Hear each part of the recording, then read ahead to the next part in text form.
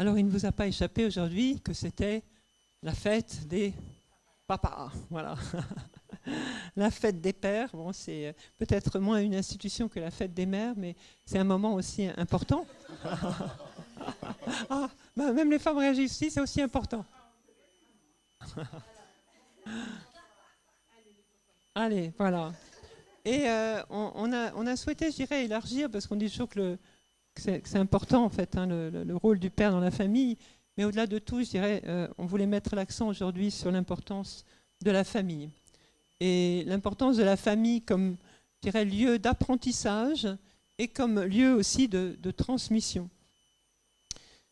Alors aujourd'hui, c'est vrai que la famille est mise à mal, pourtant c'est le socle de notre société, mais vous conviendrez avec moi qu'elle est fortement attaquée.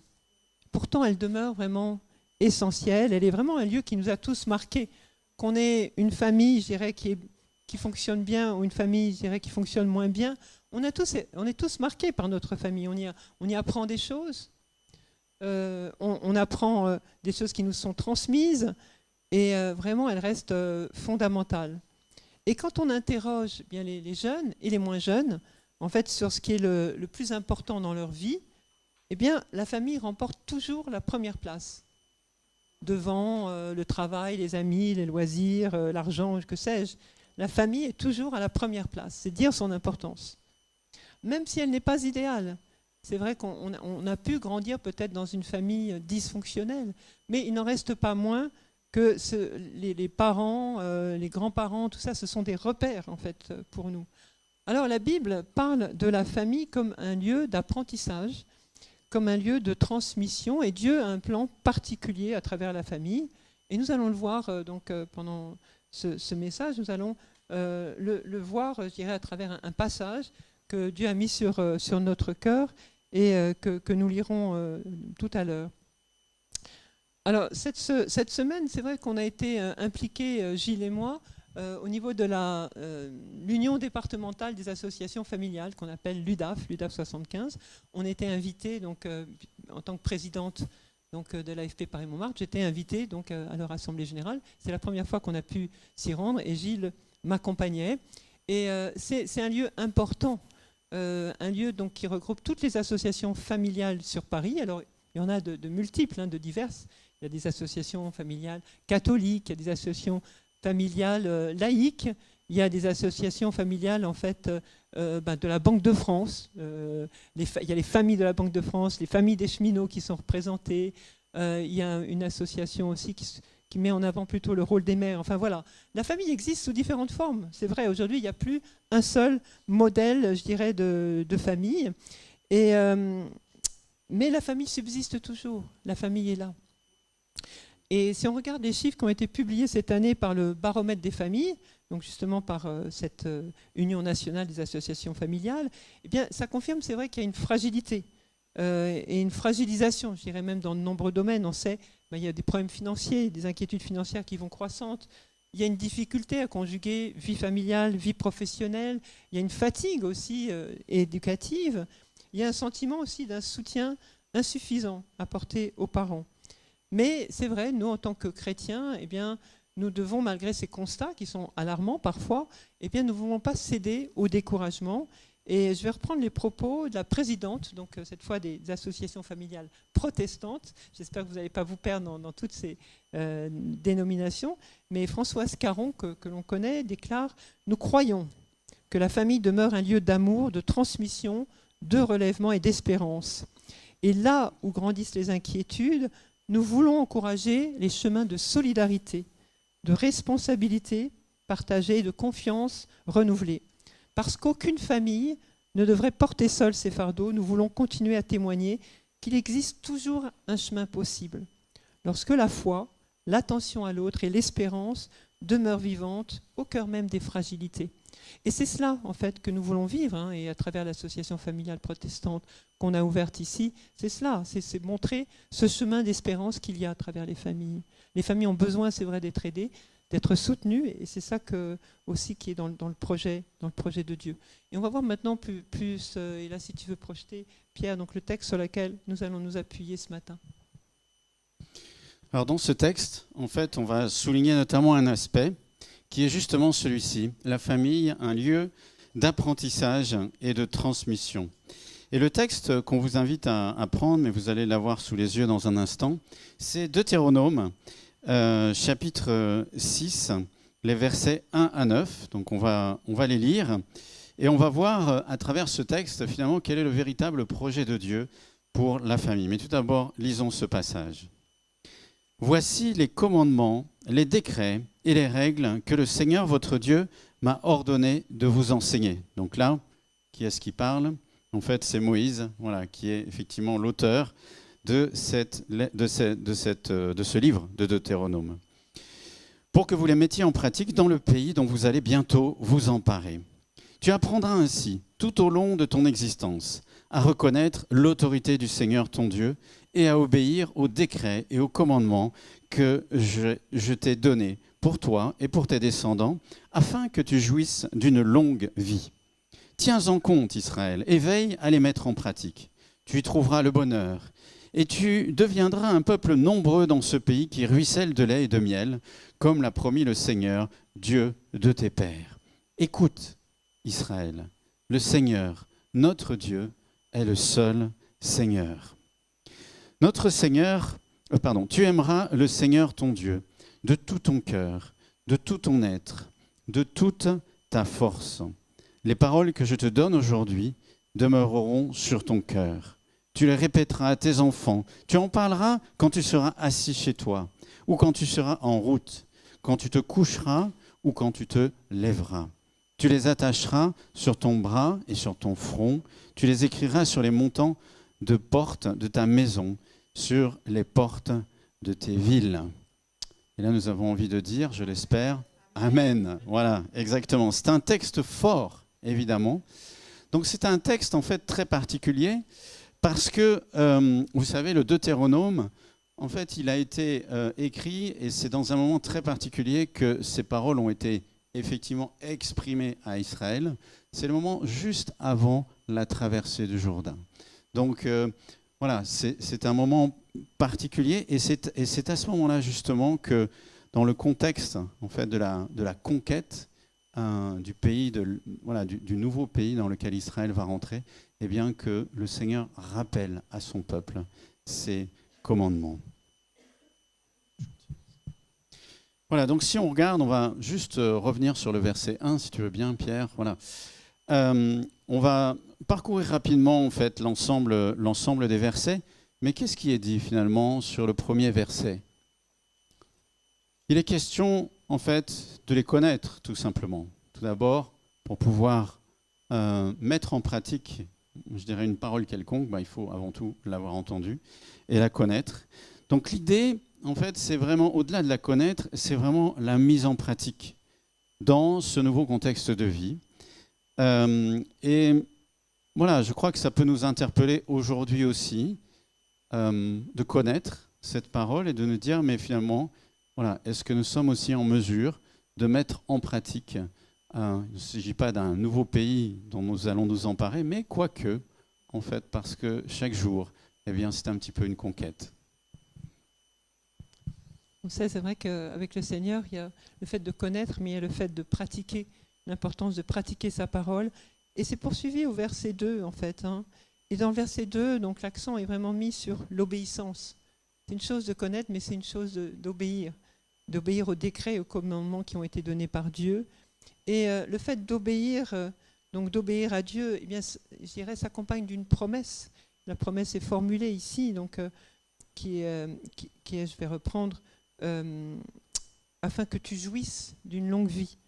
Donc c'est vrai qu'il y a quelques passages comme ça dans la Bible, il y a des commandements qui sont assortis d'une promesse, dont celui-là, le fait aussi d'obéir à ses parents. On voit que obéir, c'est vraiment capital en fait pour Dieu, et l'obéissance amène à des conséquences aussi, donc dans nos vies, et on a là cette promesse de vivre longtemps. Donc ayons vraiment tout cela à cœur, je dirais nous-mêmes, donc dans le fait quand nous lisons la Bible, quand nous la mettons en pratique, d'obéir aussi à ce qui nous est dit. Alors on voit déjà à travers le verset 2 effectivement se dessiner l'impact extraordinaire de la mise en pratique de la vie, de la Bible, puisqu'il est question d'avoir une longue vie. Et ça, en fait, eh bien, c'est une bénédiction. Je crois, dans l'ancien temps, de vivre longtemps, c'était déjà un signe de bénédiction, d'approbation de la part de Dieu. Et je dirais que le verset 3 continue dans cette même logique, où là, il est question, eh bien, à travers cette mise en pratique, tu trouveras le bonheur. Tu deviendras un peuple nombreux dans ce pays qui ruisselle de lait et de miel. Voilà, donc le pays extraordinaire, donc qui peut être effectivement un contexte de bonheur.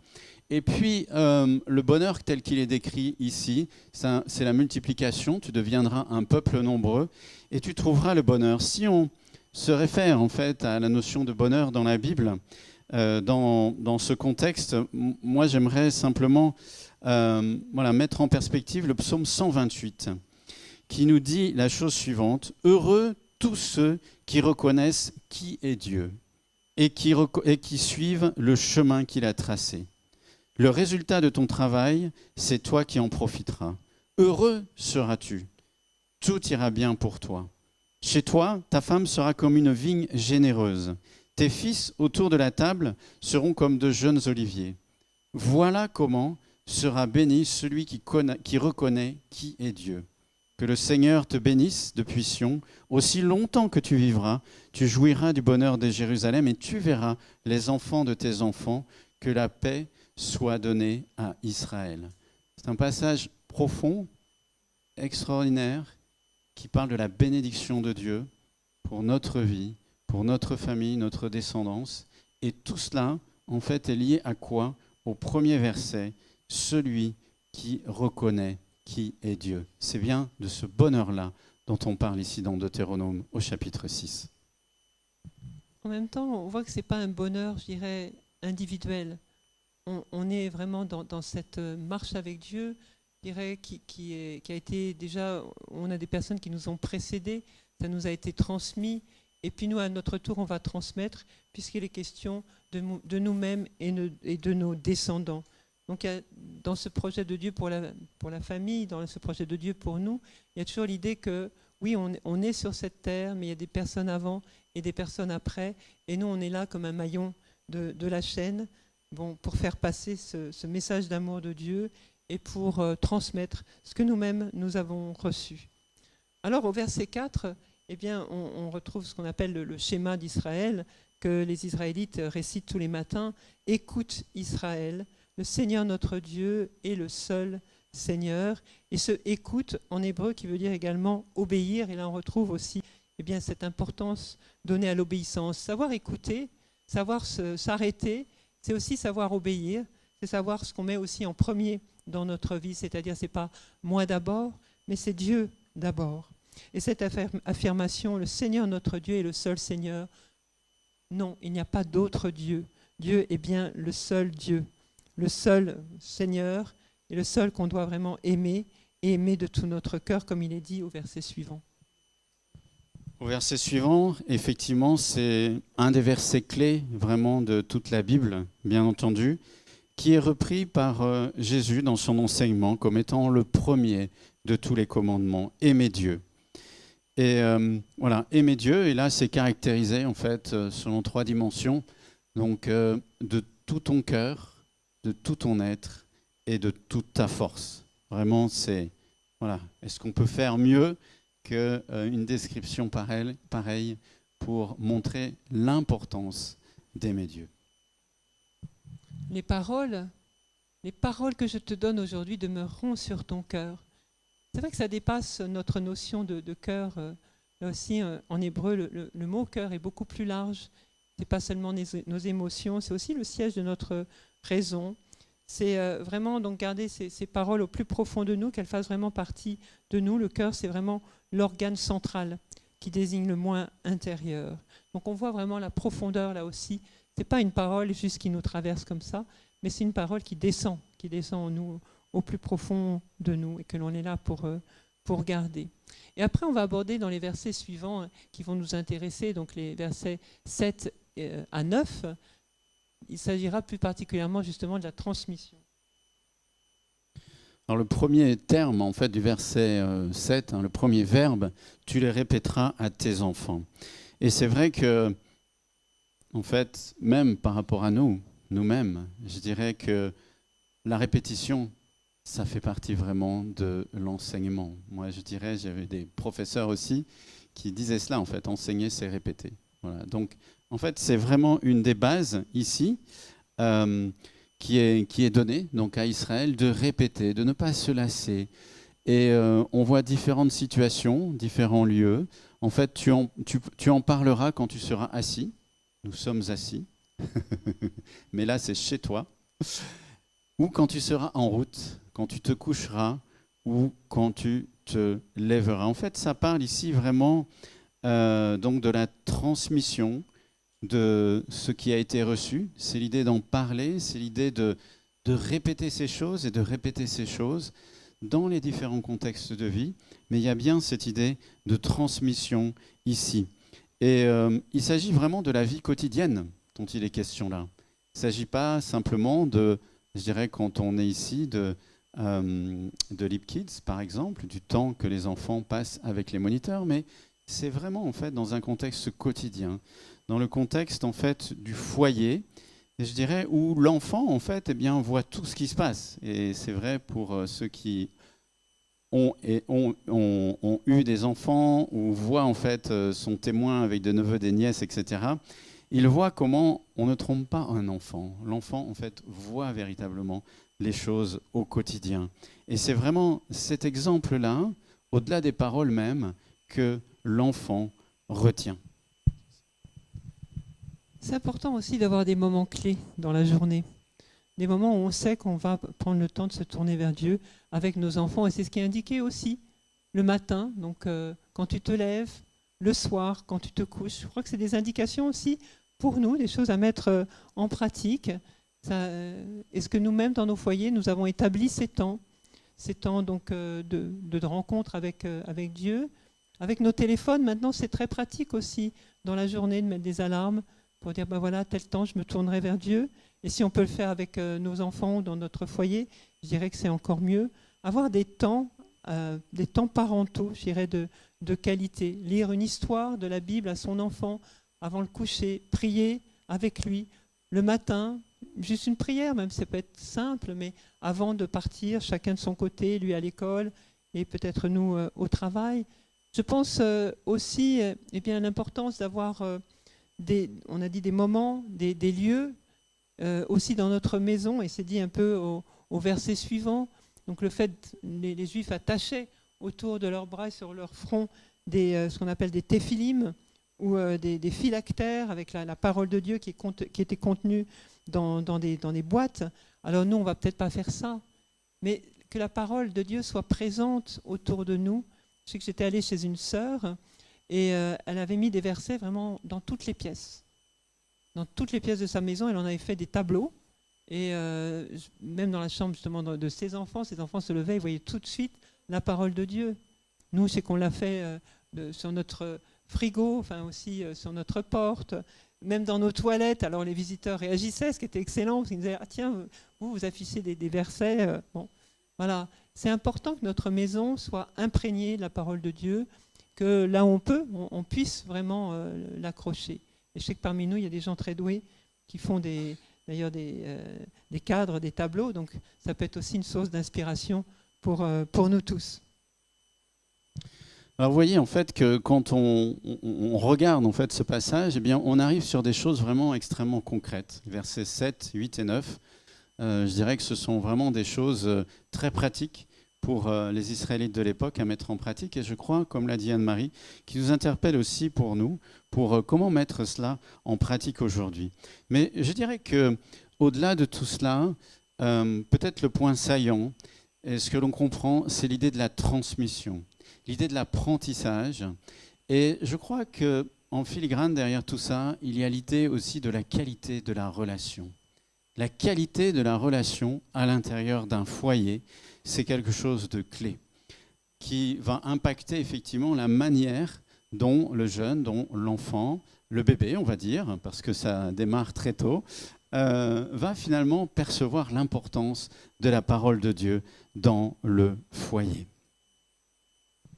Alors c'est vrai que c'est pas si évident de vivre ces moments dans le foyer, et on peut être happé par toutes sortes de choses. Et on parlait tout à l'heure d'inquiétude, de difficulté de gérer temps professionnel, temps familiaux. Mais pourtant, il y a un fort enjeu, c'est vrai. L'enjeu, il est là. Est-ce que vraiment je reste présent à l'autre, à mon enfant, à celui qui vit sous mon toit? Est-ce que je reste présent à Dieu? À quel moment j'ai défini ces temps qui me permettront de me tourner vers Dieu? Alors on connaît les freins. On connaît en fait aujourd'hui concrètement aussi ce qui peut nous empêcher, je dirais au-delà du travail. Il y a la présence notamment des écrans partout, et on voit autour de la table des personnes, chacun qui est sur son téléphone. Certains aussi, parents, peuvent être découragés, baisser les bras et dire « moi j'y arrive plus, je ne comprends pas trop, avec mon enfant, il est toujours dans sa chambre, il est occupé sur ses jeux ». Il peut y avoir un désintérêt aussi des parents, le fait de ne pas connaître, de ne pas savoir comment faire. Et puis maintenant, on parle aussi du fait que beaucoup peuvent, je dirais, déléguer à l'intelligence artificielle même leur rôle de parents, puisqu'on voit que maintenant, beaucoup de personnes en fait, s'adressent à l'IA pour avoir des réponses. Donc au lieu de s'adresser aux parents, en tant que jeunes, en tant qu'enfants, pour avoir une réponse à une question, mais ils préfèrent en fait demander à l'IA, c'est neutre, personne ne les voit, et puis voilà, ça se fait, je dirais, dans la chambre ou n'importe où, il n'y a pas ce contact en fait qui est pourtant tellement important. Alors justement, donc on parlait tout à l'heure de l'Assemblée générale des associations familiales protestantes et de Françoise Caron, la présidente. Cette année, elle avait choisi donc, comme thème de parler, justement, c'était Parlons numérique et Parlons des écrans. Et elle avait convié en fait, un collectif de personnes qui ont écrit en fait, un livre sur le sujet. Et je reprendrai juste quelques éléments, puisque le livre, il est à des dispositions, et puis je pense qu'on fera une conférence à la rentrée. Mais elle insistait sur le fait bien, de mettre des règles très tôt. C'est vrai dans la vie de l'enfant, parce que c'est vrai que si on attend, après c'est un petit peu tard dans l'usage justement de tous les écrans. Le fait aussi en tant qu'adulte d'être exemplaire. C'est-à-dire que si soi-même on est tout le temps sur son téléphone, eh bien l'enfant prendra modèle sur nous et dira « mais toi maman, toi papa, regarde, tu es tout le temps sur ton ordi, alors et moi j'aurais pas le droit ?» Et puis surtout, à côté de ça, je dirais l'importance des temps familiaux. Des temps où on est vraiment l'un avec l'autre, où on fait des choses ensemble, où on construit ensemble, des temps qui restent, qui sont autant de souvenirs en fait, qu'on construit dans la vie de l'enfant et qui font que l'enfant apprécie aussi d'être avec ses parents. Et puis, il y a aussi cette notion de 4 pas. Peut-être tu veux les décrire, Gilles? Oui, justement, des pas, en réalité, à mettre en place dès le plus jeune âge et qui sont finalement importants dans la gestion du numérique, dans la gestion des écrans. Alors bon, c'est pas nous qui le disons, hein, c'est effectivement ce collectif qui a étudié les choses et même au-delà. En fait, ce qui est recommandé, c'est pas d'écran. Vous allez voir les 4 pas, ça commence par pas à chaque fois. Pas d'écran avant 1 heure avant le coucher, parce qu'on sait qu'en fait il y a voilà, des rayons bleus en fait qui maintiennent en fait la personne éveillée et qui vont troubler en fait le sommeil ensuite. Pas d'écran non plus le matin avant l'école. Pas de téléphone pendant les repas, pour avoir justement des temps d'échange de qualité autour des repas. Et puis, pas de téléphone non plus pendant les temps familiaux. C'est-à-dire si on décide d'avoir des temps familiaux particuliers, bien de dire, voilà, pendant ce temps-là, on ne met pas les téléphones en marche. Et c'est vrai que ce n'est pas facile aujourd'hui d'être parent, pas facile, on est conscient aussi d'avoir ces temps, on disait ces moments partagés avec ses enfants. Pourtant, c'est là-dessus que se construit la confiance, c'est là-dessus que se construit aussi la transmission. C'est vrai qu'on ne peut pas éduquer juste avec des messages et des vidéos qu'on envoie, mais vraiment c'est en attention que l'on peut donner à l'autre. Et puis un point sur lequel justement les associations familiales protestantes insistent, c'est la force du collectif. C'est-à-dire que tout seul, c'est vrai que c'est de plus en plus difficile. Et on a besoin, c'est vrai, d'être entouré par d'autres parents. C'est pour ça qu'on en parle aussi en Église. C'est important que nous tous, on soit aussi conscients de ces choses. Et le fait qu'on puisse mettre aussi en place, s'aider, s'encourager à mettre en place en fait, bien des mesures, des règles, profiter de ces temps familiaux. Je crois qu'on est là vraiment pas pour montrer du doigt, mais on est là vraiment pour dire, ben voilà, on est dans ce même combat, parce qu'il y a vraiment un combat. Alors je sais que justement il y a des AFP qui mettent en place des cafés des parents. Et je trouve ça très sympa en fait comme idée, des parents qui se retrouvent et puis qui discutent aussi des difficultés qu'ils peuvent rencontrer. Et c'est vrai que c'est important des fois de se dire, moi je ne suis pas seul à gérer cette situation, il y a un autre parent qui l'a vécu. Et puis des fois, il y a aussi un conseil qui peut être donné, voilà moi comment j'ai géré, voilà ce que ça a produit, et peut-être ça peut donner envie d'essayer. Donc pourquoi pas, Café des parents, il y a Café des grands-parents aussi, on a rencontré justement une association aussi des grands-parents européens. Donc il y a des tas d'idées, mais l'idée c'est de ne pas rester seul, de ne pas rester seul, je dirais, à imaginer des choses, mais vraiment se réunir, se retrouver, oser en parler. Parler des choses, je crois que c'est important, c'est déjà prendre position que de vouloir en parler, ne pas se taire. Alors c'est vrai qu'on a vraiment cette conviction que chaque personne compte, aucune vie n'est insignifiante, et cette conviction nous invite à prendre soin des relations et à préserver vraiment ces espaces de dialogue et qui sont en même temps des lieux de discernement. Et puis peut-être, en fait, c'est là la vraie question, je dirais, que nous posent les écrans, c'est comment rester pleinement présents les uns aux autres. Comment être vraiment dans cette relation, avoir cette qualité de relation, que ce soit entre nous, mais aussi enfants, adultes, et entre frères et sœurs. Et finalement, en étant dans cette réflexion, moi je me suis posé une question, mais comment rester aussi présent à Dieu dans nos cultes, dans nos rencontres? Alors c'est vrai que, en fait, certains d'entre vous peut-être se souviennent quand nous avions fait des fondements bibliques, je demandais toujours au début de la rencontre à ce que nous mettions tous nos téléphones en mode avion. Et je me suis dit, mais finalement, avec le temps, on n'en parle plus, mais je crois que c'est important aussi de se dire, mais dans les cultes, par exemple, dans les moments, dans les réunions que nous avons, eh bien, de prendre cette discipline aussi, de nous dire, voilà, je vais mettre mon téléphone sur le mode avion, alors, ou l'éteindre, parce que paraît-il, même avec le mode avion, il y a des messages qui passent. Donc bon, voilà, après c'est la technologie. Mais voilà, peut-être d'éteindre le téléphone, tout simplement, pour vraiment vivre ensemble ce moment de qualité que nous voulons vivre avec le Seigneur. Donc je laisse ça, en fait, voilà, tout simplement partager avec vous. Mais oui, je crois que c'est important aussi de pouvoir mettre cette manière de vivre le culte ensemble, sans écran. En tout cas, juste cela. Voilà, donc c'est des propositions. La Bible, finalement, je trouve que ce passage vraiment résonne en fait dans nos vies. Alors c'est vrai, on ne va pas le pratiquer exactement, on ne va pas attacher forcément sur notre bras et sur notre front les versets de la Bible, mais on va être créatif.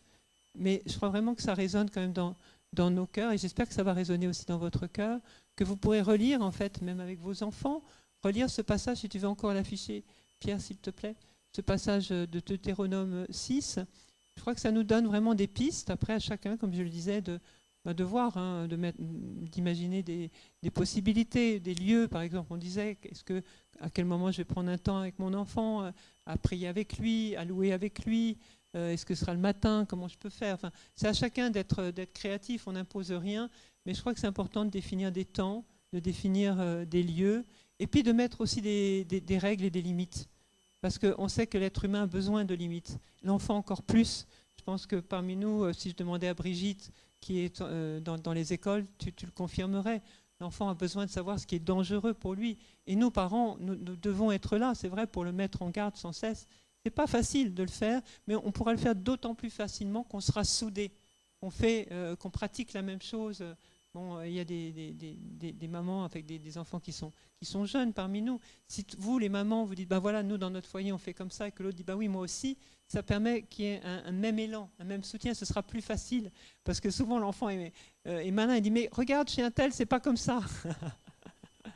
Et là, c'est pas facile à contrer. Mais si tu dis, mais regarde, là, cette personne aussi, elle fait comme moi. Voilà, ça sera un encouragement pour aller tous dans le même sens, en tout cas. Et notre désir, c'est vraiment de vous encourager pour être dans ce rôle éducatif, mais aussi d'être là pour transmettre ce que vous avez reçu et transmettre aussi donc, votre foi à vos enfants. Voilà, donc c'est vrai qu'en conclusion, simplement de bien souligner effectivement que la famille, c'est la base en fait, de l'apprentissage et de la transmission. Et que c'est en fait dans le foyer que se transmettent les valeurs en réalité qui vont construire une vie. Et à travers ces valeurs, à travers ce que dit la parole, la mise en pratique de la parole, il y a des enjeux forts, des enjeux de bonheur. Voilà. Beaucoup de monde cherche le bonheur. Où trouvera-t-on le bonheur? Il y a même des chansons qui sont écrites là-dessus. Mais voilà, en fait, c'est vraiment là, Dieu promet le bonheur à travers cette transmission. Donc voilà, une alerte vraiment qu'on vous lance ce matin et chacun se laisser interpeller par cela. Les moments en famille sont à protéger, sont véritablement à protéger. Dans un monde où tout va très vite et où les écrans prennent une place prépondérante, c'est à nous de mettre effectivement des limites, comme le disait Anne-Marie, qui vont permettre, les bonnes limites qui vont permettre de préserver les temps de qualité. Et nous croyons vraiment que c'est en préservant ces moments qu'on va avoir les bonnes conditions d'apprentissage et de transmission. Amen. Amen.